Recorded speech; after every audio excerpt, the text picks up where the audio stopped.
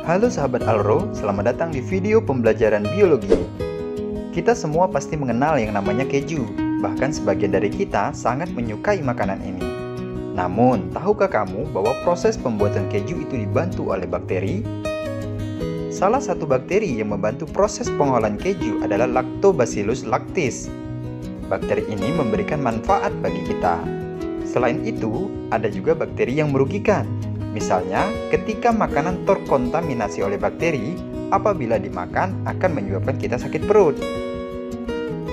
Bakteri merupakan kelompok makhluk hidup yang berukuran sangat kecil dan bersel tunggal sehingga untuk melihatnya harus menggunakan bantuan mikroskop.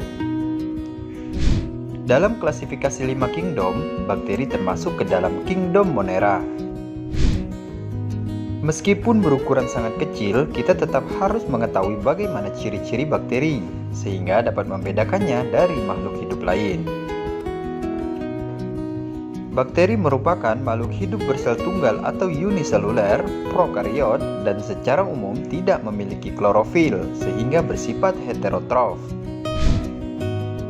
Bersel tunggal karena memang bakteri hanya terdiri dari satu sel saja, sedangkan prokariot karena bakteri tidak memiliki membran inti sel, sedangkan untuk makhluk hidup yang inti selnya diselubungi membran dinamakan eukariot.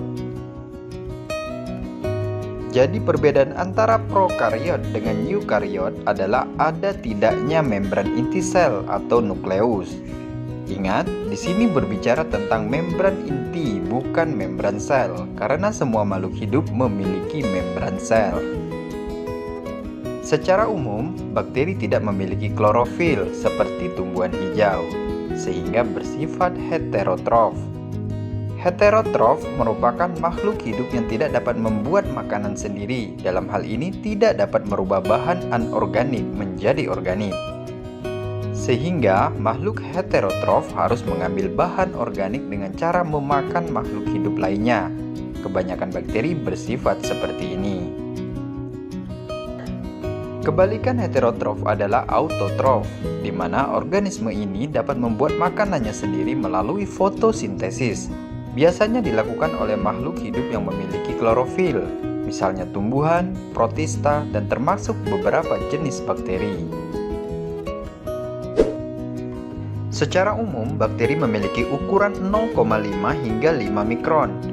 Jika dikonversi ke milimeter, 1 mikron sekitar 0,01 mm. Kita tidak akan bisa melihatnya secara langsung. Jika ingin melihat bakteri, harus menggunakan alat bantu mikroskop. Bakteri bereproduksi secara aseksual dengan membelah diri, dan secara seksual atau paraseksual melalui 3 cara, yaitu transformasi, konjugasi, dan transduksi.